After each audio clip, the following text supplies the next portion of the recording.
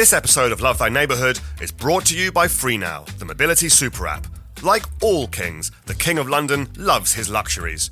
After a long day of editing the best magazine in the world, I long for creature comforts. I'm talking Xi'an impressions for dinner, MasterChef The Professionals on the telly, and best of all, staying out of the cold by booking myself a black cab all the way home via the FreeNow app. What can I say? The king likes his treaties. Feel free now.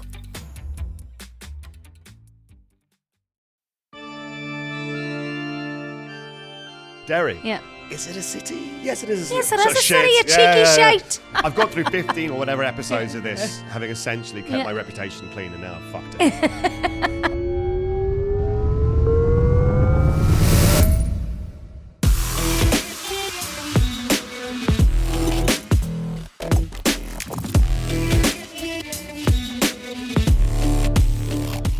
Good afternoon, good evening, good whatever. My name's Joe Makatich, the big dog at Time Out London, and you're listening to Love Thy Neighbourhood, the podcast in which someone that's done something with their life shows me, a silly little boy, around part of London that means something to them. One area, 4 locations, to which they would give their own illicit 5-star rating to if they could. But they can't, of course, because that's what we do at Time Out.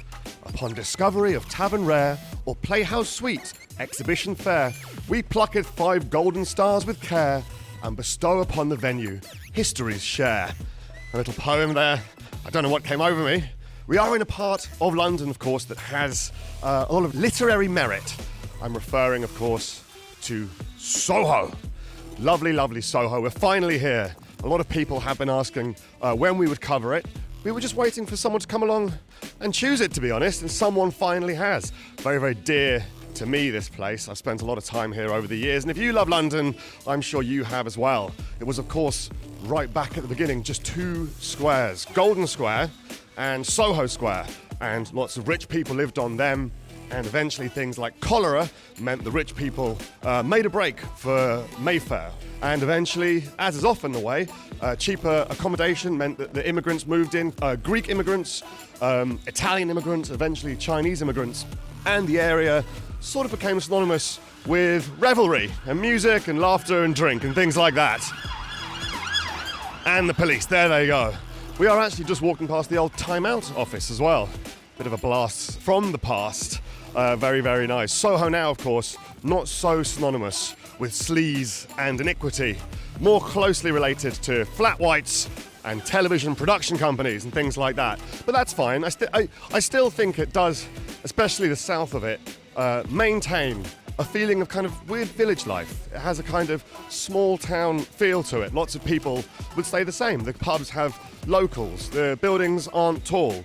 That, of course, doesn't apply to the north side of it, which has sort of changed beyond all recognition with huge shifting screens and whatnot. Don't know quite what to make of all that, but very exciting, etc.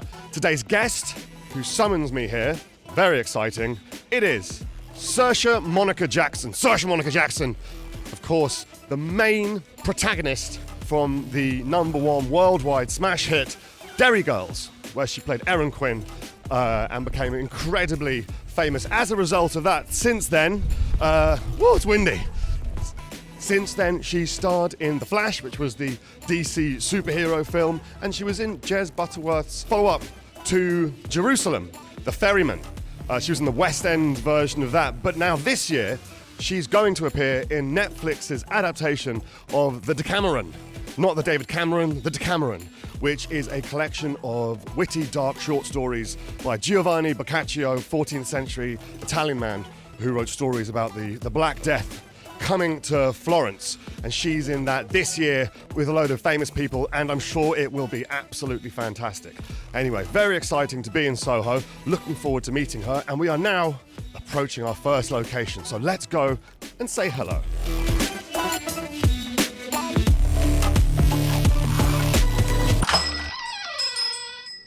Saoirse Monica Jackson, where are we and why have you brought me here? We are at the Soho Theatre, and I decided to bring you here because the Soho Theatre is just like a great wee hub, isn't it, in the middle of Soho, and I've had many a great nights out in this bar.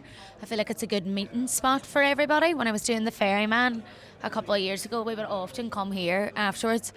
I can't remember if this is right, but it is open slightly later as well, isn't it? It is. And it also changed like 5 years ago or 4 years ago, where suddenly the quality of people getting booked got really good. And the production suddenly like stepped up. All the reviews were excellent as well.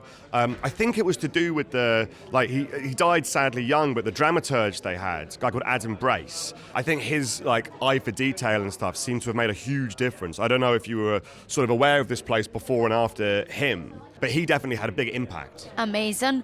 Well, obviously I know that this is where Fleabag started, and I'm obviously a massive fan of Fleabag, a massive flan of Fleabag. A flan of Fleabag. And it's just, I think it's so great at encouraging like new up and coming comedians. I've been to see some like great stand-ups here, and great at like encouraging and developing new shows from the ground up. They're all new comedians who are like definitely going to be big. Yeah. Like, they're all super, super talented. Do any names jump to mind of people you saw here? I've seen a comedian called Red here. I know that's terrible that I can't remember his second name. I probably should have Googled that before I came Red. here. Red is his first name. He is my friend's friend, so that's how I ended up coming, but we had a great night when we seen him here. What kind of comedy was it? Stand-up comedy? Funny comedy? Oh, right, Good comedy. The best kind, yeah. But no, thank you for taking me to Soho as well. Yeah. So you're the first person who's chosen Soho. I thought someone would choose it immediately. No one Happy did. days. I'm delighted. Why did you choose it? I chose it because these are always the best nights out to have, and now that I've moved away from London, I lived here for years. Normally now when I'm coming back down to London, I would stay here, and I always think it's a great place to tie up with people and just get a lot of odd bits done. Odd bits. Odd bits done. You can get your meetings done, see your friends, make sure you eat well, get Yeah. some beauty treatments, Yeah. whatever you need to do. What are you can do your and see. restaurant spots?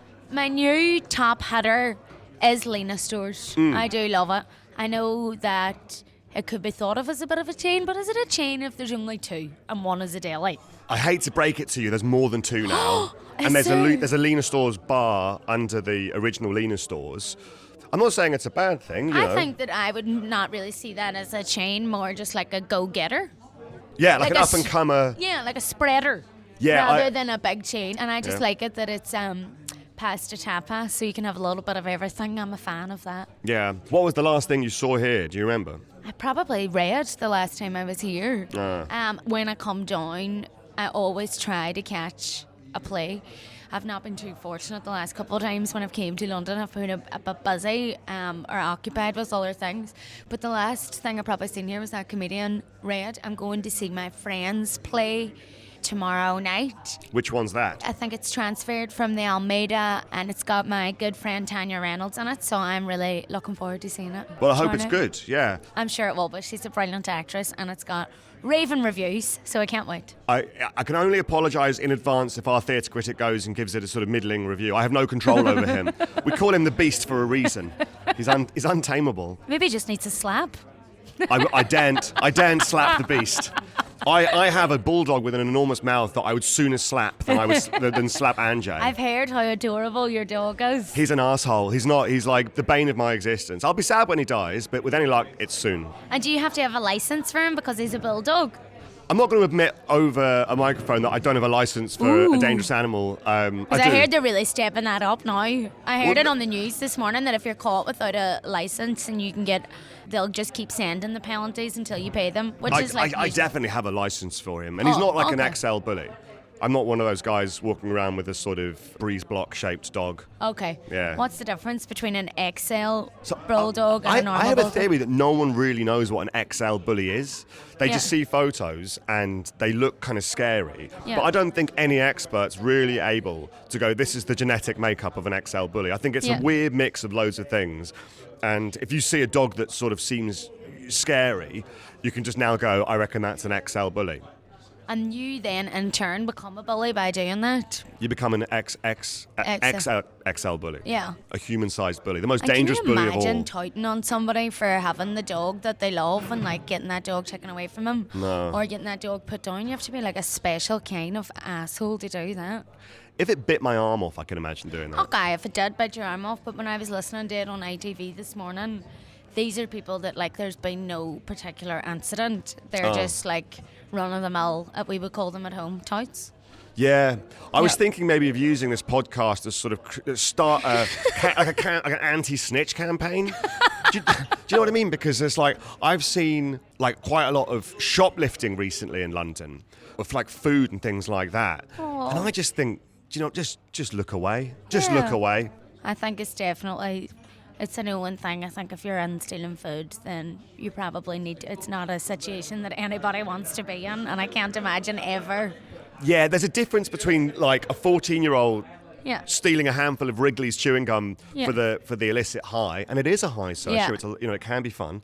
There's a difference between that and someone stealing like corn and nappies or something. I do remember girls at school like meeting up after school to go. They were like planning to go shoplifting. Oh, really? Yeah, and there was like big hitters. They would always hit like Claire's Accessories was a big place where loads of girls from my school would go and shoplift. Were you ever invited to go and shoplift? I was never invited, nor would I ever partake, because I'm Well, do too you much know- of a shite the tights. Today maybe is the day we change that, and we can go from location to location, giving you a little education in theft.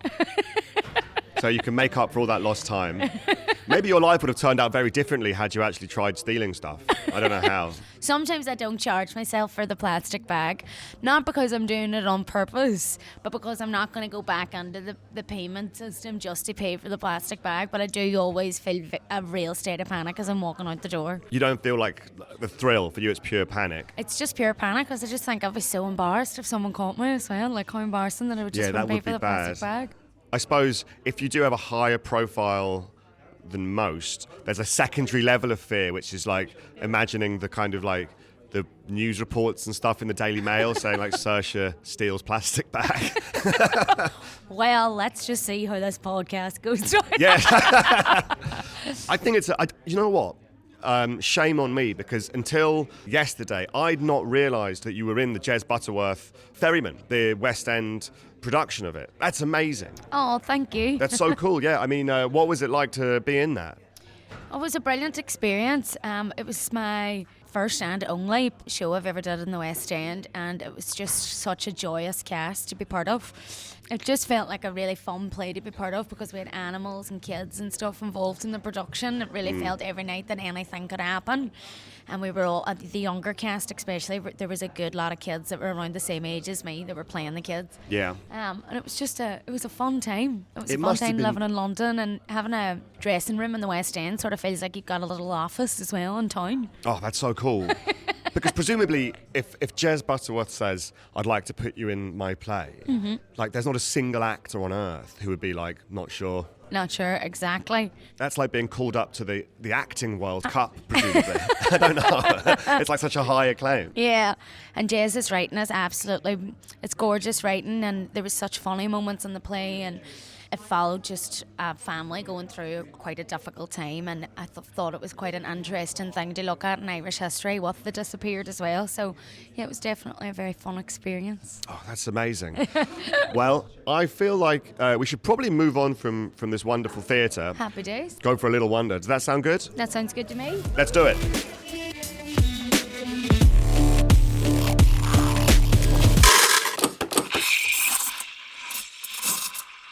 So yeah, heading to Greek Street. Do you not know the mnemonic going for dinner with Billy Piper? No. Greek Street, 5th Street, Dean Street, and then Wardour, Berwick, Poland. It's how you remember the order of the streets going up Soho. So explain it to me again. Going for dinner with Billy Piper is how you remember the order of the vertical streets in the sort of grid of Soho. So we're on Dean Street now. The next one will be with, dinner with, so that's Wardour. That The one is before, You yeah. would be so honoured, wouldn't you, if you were Billy Piper? Yes, and then there's an entire city navigating with your name. Yeah. Oh, should we go through the middle of Soho Square? What's your thoughts on Soho Square? I like it. See, I think because you this always is- bang into some crazy characters when you're walking through Soho That's Square. one way of putting it. I remember one summer there was it was full of people all sunbathing, and there was a man who was quite old, I would say mid 60s, maybe 70, and he was in a pair of like silvery underpants, Fair play to him. and he was sunbathing, and he had a very old camera, and he was trying to take photos of everyone else sunbathing, and he was getting very angry that no one was like staying still for long enough. I think his camera was so old that, you know, it was like he needed everyone to stay in the same place, and he kept shouting at people, "Stop moving!" like that. Like really, really aggravated. But he sounded so authoritative that a lot of people were obeying him, and they were just sort of like, Oh my God, freezing how for him. offensive if he's like being really aggressive in his sparkly half pants as well. Yeah, well, Jiggling above you, stood up with a camera. That's just not on. it was a while ago, so Yeah. we can sort of sleep soundly knowing he's probably dead by now. Well, this square was also the beginning of Soho. There was an enormous mansion in front of it, Monmouth House, I think. That's why there's Monmouth Street over there. And there was just fields around it. And it was a square of like very, very posh houses. And eventually disease came and all the posh people fled to Mayfair. And then all the rest of Soho was sort of built up around it. Thank God for disease. Yes, exactly. And it's not often you hear that. Also, on the subject of disease, check out this segue. You're in the Decameron. Yeah.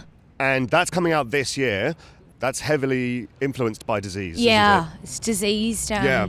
It's riddled with black plague. it? Yeah, the Black Plague. I often get confused between there's the bubonic plague, the Black Death. I don't know if they're the same. Yeah, the Black Death and the Black Plague. I got confused by it as well. Are they not the same? They're not the same. Right, yeah. I'm pretty sure. But yeah, it's a really fascinating TV show, and the writer was just absolutely brilliant. And she actually weirdly got fascinated by disease as a child. Yes. And she just always wanted to write something about the Black Plague. Yeah. Lena Stores. Lena Stores. Yeah, you're a fan? Delicious. Yeah, there they are. It is so nice, and I like the atmosphere as well that you can set up at that wee bar counter as well. And it doesn't look so clean. It doesn't just look clean. Yeah. We can see the hygiene rating on the door there. What does it say? It's a 5, It's a guys. 5. And that's- It's a 5. Yeah, kudos for the 5 on the hygiene rating, guys. Giving them a thumbs love up. it. Well, Oh, she's coming out. we're getting a person from Lena Stores, but she looks a little bit timid. How Hey. you doing? We're just talking about how great Lena Stores is. Oh, that's so nice to hear. I just listened to a podcast you were on, Dish. Oh, thank you. I think you're amazing. Oh, thank you so much. I'm actually on another podcast right now. It's quite rude to bring up a different podcast while there's a current podcast happening. Well, Anyway, I'll be on to see you someday soon. Looking forward to Bye, guys. see you later. Thank you. Everyone bitches about how Soho's different and it's changed and it's not as good as it used to be. This is exactly the same as it used to be. Bateman Street, Frith Street, Greek Street. These buildings are the same. A lot of the businesses are the same. What's there to hate about it? I don't get I it. love the atmosphere in the streets at the end of a night out as well. Yeah, Yeah. The look of it when it's... I'm getting a bit misty-eyed now, but like Yeah. the shimmering neon when it's raining, Yeah. reflected in the pavement. That's what it's all about. But I throw Makes- up on the side. I think we've just arrived at our second location. Do you want to say where we are? We are at Jazz After Dark. Jazz After Dark on Greek Street. This place has been here for so long, and I have to admit, having never ever been in, I'm so shocked that you've Yeah. never been in here. I don't know why. I mean, it's covered in pictures and video footage. It just of- looks like good crack outside. It looks like good crack, and it looks like Amy Winehouse has definitely been here. Oh, yeah. Yeah. Well, let's go in and say hi, maybe. Hello. Coming into Jazz After Dark. Hiya, how you doing? Hey. How's things? So could you tell me about this VIP room? Amy used to come here after 3 o'clock in the morning when all cameras and shut, have a drink and chat and all the far away from the paparazzis. Oh, isn't that nice? Champagne all over the place. So this room, this room's seen some good party nights then, I'm sure. It could tell some stories. Yeah, plenty story. One day she came Saturday morning about 3 o'clock and she called me. She said, Sam, stay, don't close, I'm coming. And she came crying, her face full of scratches because her husband asked her to borrow money to go to see another woman. So she came here and I gave her a bottle of vodka and some chips and meatballs. That's what she liked to eat. Oh, And of course, a bottle of vodka. No ice, no lemonade. yeah. She liked vodka with the bottle. And Just everything you could do with potatoes in one go. yeah. She wrote the most beautiful song ever, Back to Black. She wrote that in here. Oh my God. How long have you had this place? 37 years. Jeez. So you've seen Longer time, yeah. some crazy nights happening in Yeah. Soho Oh, then? yeah. First 6 months, we thought we'll never survive. And suddenly, when everybody heard that Greta Garbo came here, they sat all this table because they want to know where is Greta Garbo sang. And it was great, yeah. They give us massive publicity. Oh, senses, and thank God we get lucky. We get Yeah. Amy and lots of people after that. Well, I've had some of the best nights out of my life in here. Okay. I've been here many times. I think I remember you. Thanks very much, Sam. Thank Cheers. you. Yeah, what an honour. See, that's what I do, is I get people to do my job for me. Thank you for stepping in, chatting to Sam Shaker. Thank you, Sam. Yeah, pretty amazing. I don't know if I can compete with that many celeb names. I don't have that many anecdotes. I to actually drop. never knew all that, when I was coming here as well. What bits? Just the fact of how many people have passed through here, and the fact that Amy wrote Back to Black here. That's and amazing. Yeah, I no idea. Yeah, I mean, this really, we are, just for the benefit of the listener, in the sort of VIP area, and it's sort of curtained off normally, and it's all very red and plush, but it feels super lived in. It feels and very scuffed. loved in. Yeah. Yeah, it's nice. I mean, right now there is an obvious lack of music, but that's because we're here earlier than they normally open, thanks to them. Later there'll be music. What sort of stuff is it in your experience? It's been a mix every time I've been here, like of jazz and blues mainly. But it's really cool, and it always has like a variation of age groups as well playing. Sometimes you'll get solo performers or bands, and yeah, it's just great. It feels like a really fun sort of free-for-all, let's Yeah. say, when you're in here. How does sort of nightlife and going out here compared to, because before Derry Girls, you were born in Derry. Yeah. Did you live in that part of the UK? I sort of went between Donegal and Derry for Right. my childhood. Weirdly, a lot of people from the north of Ireland do this thing where they have a holiday home or a caravan, a 20-minute drive from their primary house. Because if we love anything, it's convenient. And my mum is actually from Donegal, so we just loved it down there. My parents loved it down there. My two brothers ended up going to school down there, so I went to school in Derry, and I sort of had a cross-border upbringing, which was so nice. Obviously, Derry has no hustle and bustle now compared to London, but the city life and then the freedom of having sort of like a rural childhood and running around beaches and fields and What was getting going up to out? madness. I can imagine. What was the like nightlife going out in the evenings like for you there? I think at home it's really safe as well. We were all allowed to go to clubs at like a really young age. What kind of clubs were they? Okay, so they're all your classic, like all lit up floors. A lot of the nightclubs when I was younger always did this drink called Purple Haze. Do you remember Purple Haze? No. It was, maybe it's just a dairy cocktail, but it's red aftershock, blue aftershock. I'm pretty sure it has port and blue WKD. So getting on the Purple What's Hazes. the mixer in that? There's no mixer. It's just more alcohol and alcohol. More alcohol and alcohol. Oh my gosh. And they were like £1.50, so that would sort of set the tone for the night. That must have been chaos. Absolute chaos. Wow. And everybody completely dulled to the nines, all the girls on the dance floor. Some of our male friends when we were teenagers were good dancers, but now when I look back on it, me and my friends always say it was quite strange. Like all the boys would just sort of be stood at the dance floor, tapping one foot and holding a pint, where the girls were more hardcore out in the They were Purple on the Haze. dance floor. Yeah, Right, on the and- dance floor with the Purple Haze. What were the boys wearing? What was the fashion? I remember bringing one of my friends from England back to Derry, and he was so shocked just at like how stunning and how good looking all the girls were. You know, I don't want to speak badly about our own men. They are good looking men, but just like the effort the Derry girls go to, and the boys are just like out on a Saturday night wearing jeans and a football top and getting away with it and pulling absolute 10 out of 10s. I guess they've just become complacent. Like they Yeah. know they can get away with that, and it's like they're going to be putting less and less effort in over the Less years and less. until they're going to the club in a dressing gown and slippers, probably. And not even standing at the bar, just like standing at the back of the room, just surveying the room. Yeah. Like people at an auction. How did you find it when you first came to London? I loved it. Yeah. I first moved to London with my best friend. I'd never actually been to London before I'd moved here. We'd booked a flat online and then we came down, and for some reason I thought that Covent Garden was like the be all and end all in the centre of London. So we decided that we would get a flat that was walking distance to Covent Garden. Oh my gosh, that's So madness. so we It got, really is. we got a flat in Stockwell, which was a good like 45, 50-minute walk into Covent I Garden. sort of thought you meant you got a flat overlooking Seven Dials or something, No, no. above Monmouth Coffee. Oh no, You were in sure Stock? skimmed. Okay. That's- yeah, you'll be walking in 45 minutes. I mean, anything technically is a walk into town, isn't it? If you're talking about like an hour or something. Exactly, and I thought that was actually quite economical and very smart of us as well when we were like, skimp, we just moved here. It's nice to walk into like It was work lovely. every day. Yeah. Well, I suppose you were acting at the time. So I was acting, I was doing all bits, I did theatre, and I was doing the old wee telly bit, popping up in wee episodes here and there. And because we were so keen on being close to Covent Garden, we shared a studio flat, so we shared a bed for just over a year. And Do we you had- miss any aspect of that? I don't miss any aspect of. Do you know what? Me and my best friend Holly had just such a brilliant time at that point. I was working in a curry house. We went into Covent Garden to hand out CVs, and Holly's like she's a beautiful girl and she's extremely charming.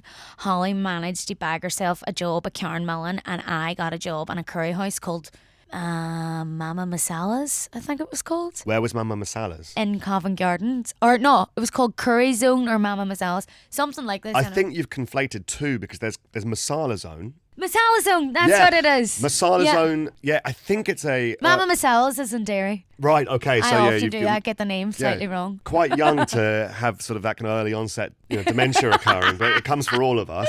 Well, this has been very lovely in here. It's been great. Yeah, shall we? Batter on. Yes, let's do it. Happy days. As the editor of Time Out, I don't have time for romantic relationships or even meaningful friendships. The one true love of my life is and will always be the great city of London. Every day is a waiting game until I can get out there and be with my grimy, smog-charred beloved again. And traffic needn't keep us apart. Via the magic of Free Now, I can order a black cab, meaning I'm cruising along to my destination via the bus lane and being rewarded with a handsome Guinness on my timely arrival. That's right, I was going to the pub. Taxis and more at the tap of an app. Feel free now. Here we are on Old Compton Street. This really is the centre of Soho to me. Bar Italia is just over there. Cafe The Bahem. spine. Yeah, it is. MJ the musical. Oh, problematic. Kind of, yeah. It seems Oh, weird that very- everyone's like, We're just forgetting about that. yeah, just glossing over Yeah, it. just glossing over that. Not under that. Yeah, We'll not be going to see that. Is this not where GAY Late does as well? just over there next to it. Yeah, I think it might not be long for this world. I have a feeling it might be going to closing no. down. Yeah, as is the way with lots of things. We also are going past the strange Harry Potter adjacent wand shop, I guess, whatever this is. Harry Potter is like one of Britain's most proudest things, isn't it? The craziest thing is when you see adults dressed as wizards outside the Harry Potter theatre on the show. Have you ever seen that? That Yeah, is because we crazy. work quite close to it, so we see it all the time. The adult wizards. Yeah, it's hard not to feel sorry for them slightly. We are outside the third location. We've just rocked up. Do you want to say where we are? We are at Madame Bertaux's. Is Yes. that how you would pronounce it? Maison Bertaux's. Maison Bertaux's. So I've close. always called it Madame Bertaux's. You know, I always do this thing where I pronounce things. It drives my partner mental.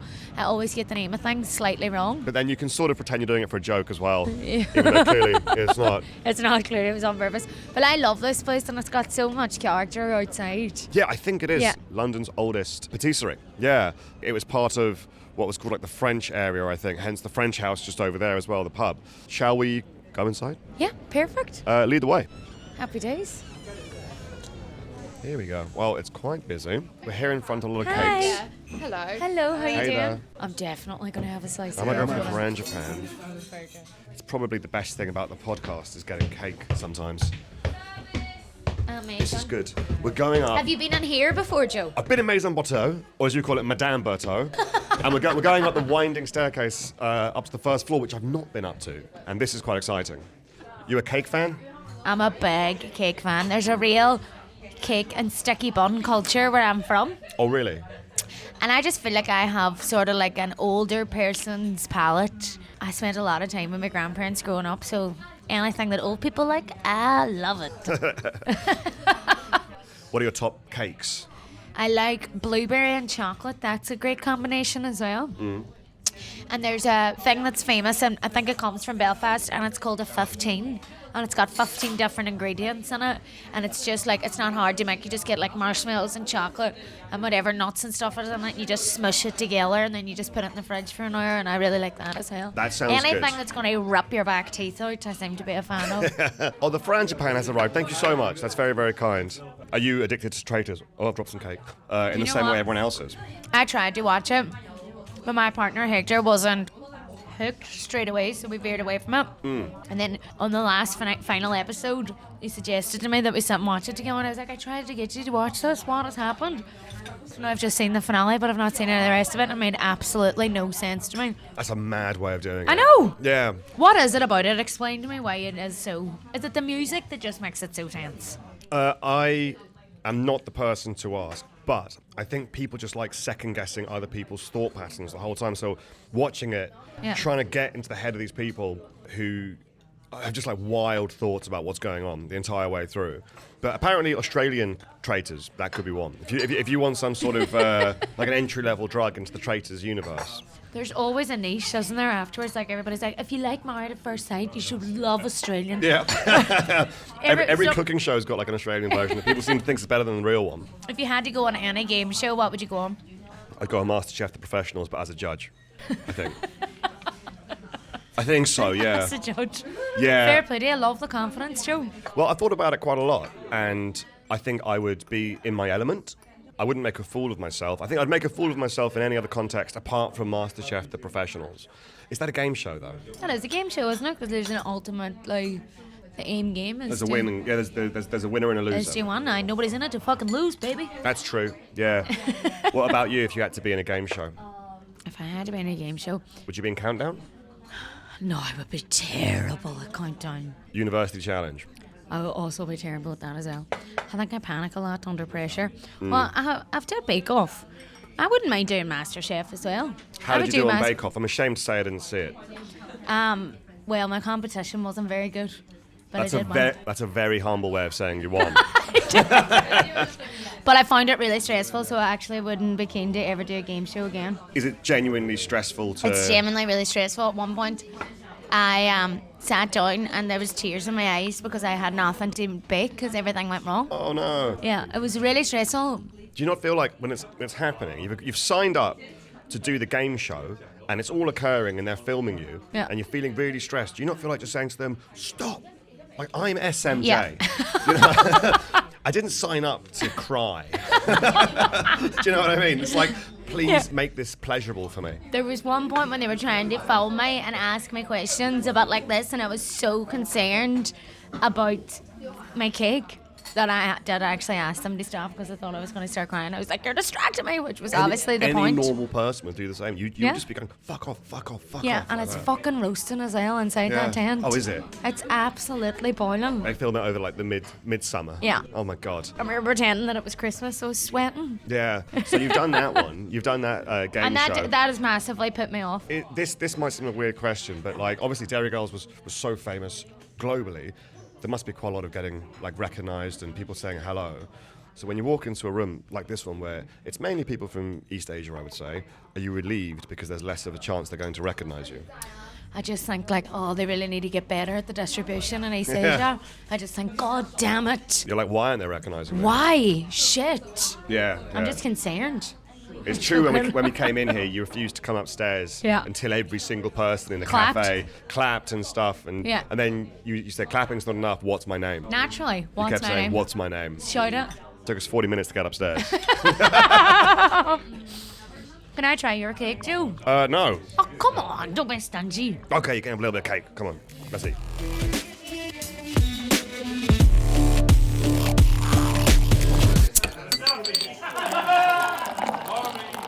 Shall we go in here? Well- This is Trisha's. We have arrived at... Don't spoil the surprise. Oh, sorry. We've arrived at our fourth location. It's an open door in Soho. Not normally. Not normally open. Do you want to Normally say... you have to do you don't want to make it an obvious knock and look too desperate. No. You have to knock and then wait patiently because I think if you knock too aggressively, you won't get in. No. Have you ever been sort of denied entry to Trisha's? No, but I've waited too long and it's outside the door and it's actually just been closed. And it gets a bit suspicious. Yeah. Well, it's a hell of an institution. Its real name is the New Evaristo Club, I think, but no one refers to it as that. Yeah. They call it Trisha's because of the matriarch owner. Should we head inside? Happy days. After you. Oh, thank you very much. Let's do it. Hardly. Oh, we're in the queue going down. We should probably be quiet. Don't want to make too much noise. Thanks. Hello. Hey. Hi. Oh, how are this you is doing? lovely. Oh, we have a beautiful Oh. table set up. Thank you. Oh, cheers. What is it that you like about Trisha's? I feel like it's got such unique character. I love the staff. I always think they're so friendly and so hospitable. I feel like coming to Trisha's feels like you're at a house party. Yes. And you always meet the most fascinating characters when you're in here. If you had to describe it to someone that had never been to London, Yeah. the place in sort of culture in which it exists, what would you say? Sky's house. What's that? Sky's house. Yeah. I'm Sky's pretty house. sure, is Trisha not a Scoiser? I Or don't there's know, some actually. Scousers. I've just noticed that there is always like a good few Scousers kicking about. Right. And here, and I'm a big fan of Scousers. Yeah, I do love Trisha, it. sort of the matriarch Yeah. that kind of runs it with help from Tracy and, Yeah. and other sort of people in the family. It's pretty wild, Yeah. open very, very late and stuff. It is. And I've just had some great memories. This is where me and my partner came on our first date as well. Really? So although some people may think it makes for a wild night out, it was also can be very romantic. Absolutely romantic. What did he do or say that made you sort of take him seriously? Just went straight on and asked me to be his girlfriend, and I just respect that on Trisha's. Really? So that's almost like a contract signing. Yeah. Yeah. We had steak tartare and then we went to Trisha's. Okay. Did he outline what the benefits were in being his girlfriend? No, I could see them very clearly. Okay, well that's good.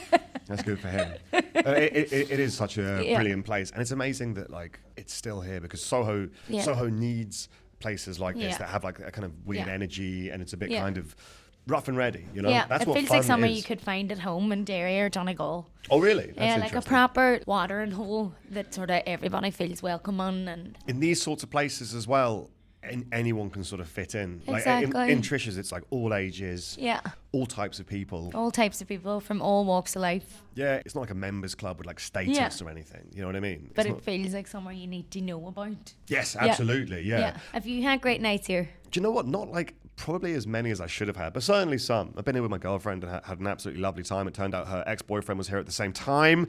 That was less good. Do you see yourself ever in the future sort of moving back to London? I feel really happy at the moment in Liverpool. I would say never. And if I was working down here for a long stint, I would be so delighted to be back here again. London will always hold a special place in my heart. And I, like, even waking up today and going from the hotel and back and just doing my own wee bits, I just love the vibe of London. I just Yeah. love it as a city. How would you I miss describe it. the vibe? I do miss it. Yeah. I love all the weird and wonderful about it. I love that anything's possible. I love the food in London. Yeah. If I you could love live it. in any area of it, What bit would I what love? bit would it be? I recently went to an amazing Israeli restaurant.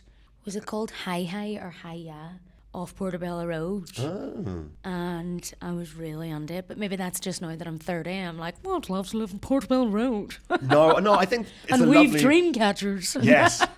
Well, at this stage in the proceedings, we like to take our focus away from Soho in particular and talk about London in general. Okay. Stuff that you like about the place, places that you would give your own 5-star rating to if you Okay, could. cool. First up, what is your 5-star pint in London?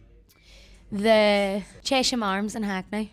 A classic. Classic. It's love it. definitely one of the ones that Yeah. pops up in every best pubs list. Oh, really? Yeah, And the it's- staff are good crack. Yeah. Again, great area for bit of outside air. Outside air, by that you mean Yeah. a smoking garden. A smoking garden, but I just think it's nicer to be outside. Yeah. Pint and al fresco. Very nice. I'll tell you the annoying thing about like occasionally smoking is that like if you smoke a bit and you're in a relationship with someone that doesn't smoke Yeah. and then you do one cough, Yeah. they're like, you need to stop smoking. Yeah.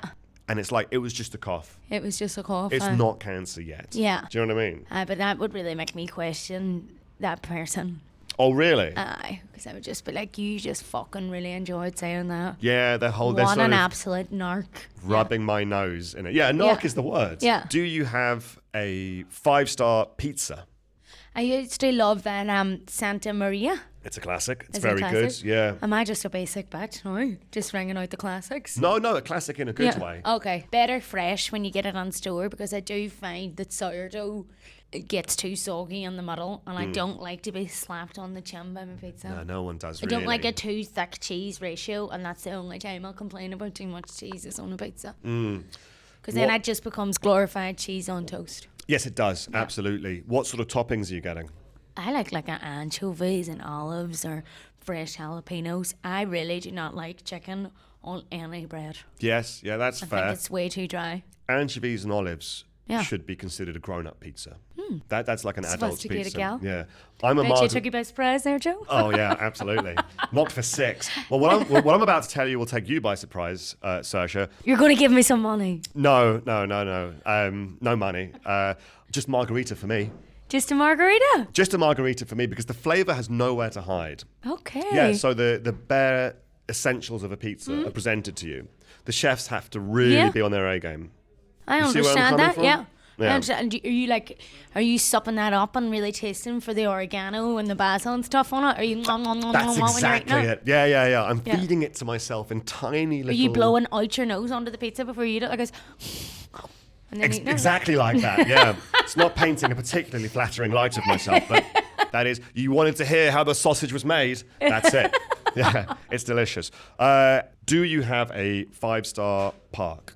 London Fields. London Fields, yeah. Because I Good just one. have so many great memories there. What a place. Yeah. I'd say, I know it's not like a proper park and there's way more beautiful parks.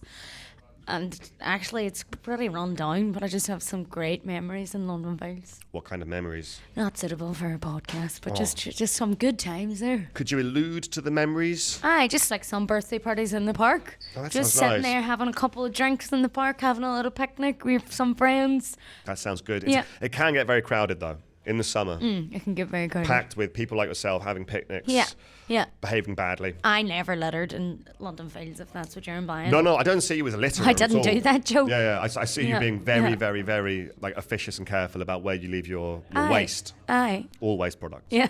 Yeah, which is good. Do you have a 5-star cup of coffee or tea? Now, is it called percentage on Broadway Market then? That You go is- down?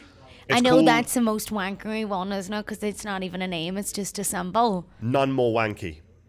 That is the wankiest, yeah. But it's also Yeah. the one that people I do. thought you meant that was the actual name there. No, Jesus, I'm tired. It's called None More Wanky now. No more wanky. No, it's it's a very, very sort of precise place where they'll drip. Do you know why I like it? Why? Because it's really, really clean.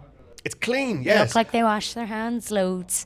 They measure it all out, and I appreciate that precision in all aspects of life. Would you prefer a cup of coffee which is objectively delicious but made and served to you by a filthy man, or a sort of middling average cup of coffee made in a sterile environment and created by a man in pristine white clothing? The latter. Okay, Yeah. So it's just it the would, look of it would muck. taste better to me. That's like sort of like if you got the nicest seafood linguine, but there was a hair on top of it, it would then be the worst seafood linguine. I don't know why people are so weird about hair Yeah. in food.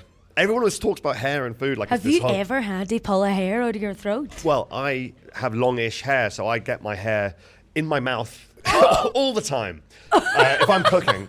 And, you know, I'll sit down to eat. Chances are some of my hair's made it into that food. No. But it's not I have the once worst. had to pull a hair from the back of my throat, and it was a traumatizing experience. Yeah, I suppose so. Yeah. It's better than human nails. Oh!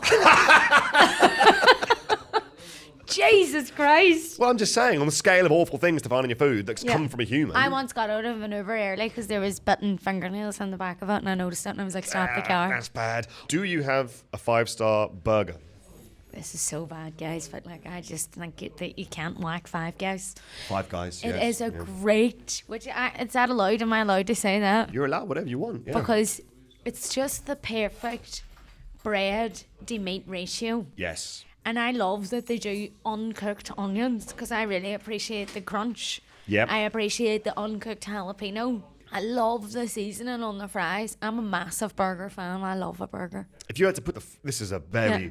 Now I'm the basic bitch. If you have to put the big burger company fries in order of goodness, the obvious contenders, your Burger Kings, your McDonald's and stuff. Burger your Five King Guys. fries are disgusting. Oh yeah? Yeah. What's so bad about them? Wild bad aftertaste, and they've got like a wild dry bit tying them up at the end. It sort of feels like they've been twisted at the end. The taste at the end. It's disgusting. Twisted at the end.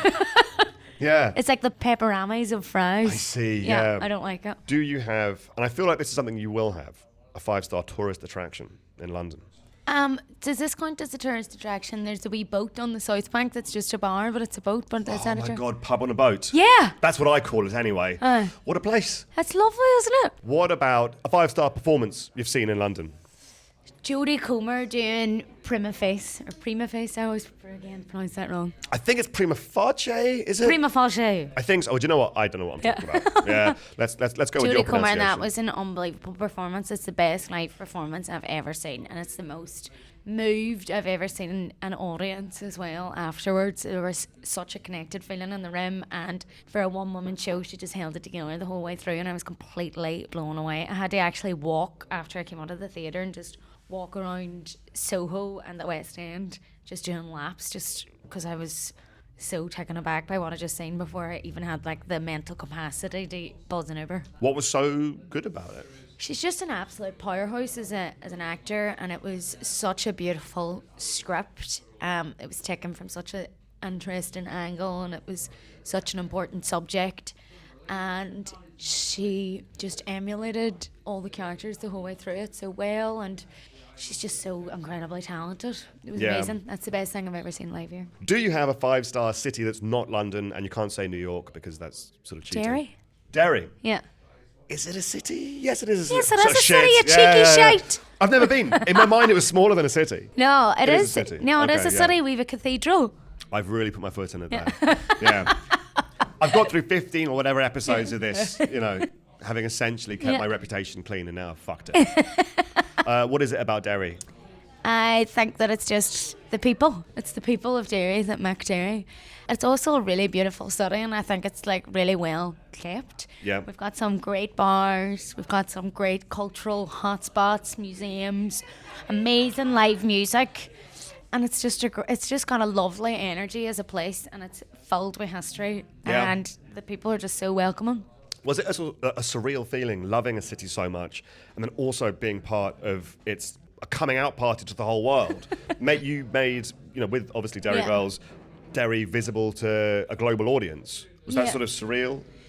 I think it's great. It's just great to hear so many people now visiting the city, and I definitely think that it's made an impact on the city. It's definitely busier, and I just hope that grows and grows and grows. I feel like I need to now go there to apologise for the fact that I said, is it even a city? You should go there and just we'll stone you. Yeah, we'll that stone sounds you good. For saying it's I'll not get a city. stoned to death in Yeah, Derry. yeah. Yeah. But it'll be good crack while we're doing it. Don't worry. Okay, that sounds good. Well, thank you so much for showing me around Soho today. I hope you've enjoyed yourself. I have, and thank you so much for having me. You're welcome. Thank you so much for having me. Soho, good night.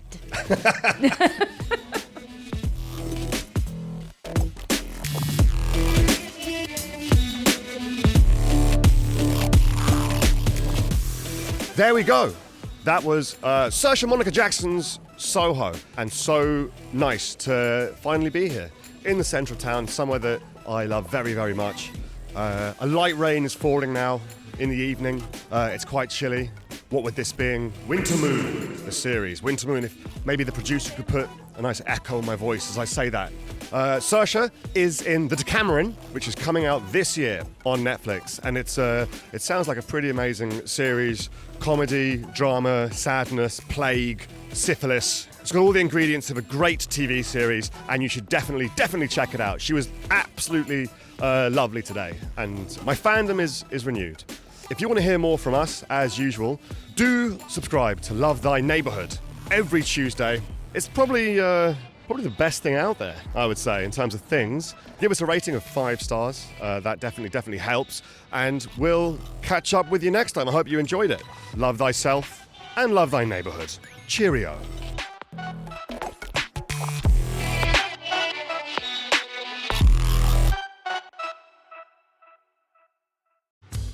As any sports fan knows, a lot can happen in 4 minutes. A winning goal at the Emirates, a tide-turning comeback at a York Hall title fight. There's certainly enough time for my beloved QPR to take the lead and then flush it all down the toilet in another display of spineless mediocrity. And via Free Now, on average 4 minutes is also how long it takes to get a black cab.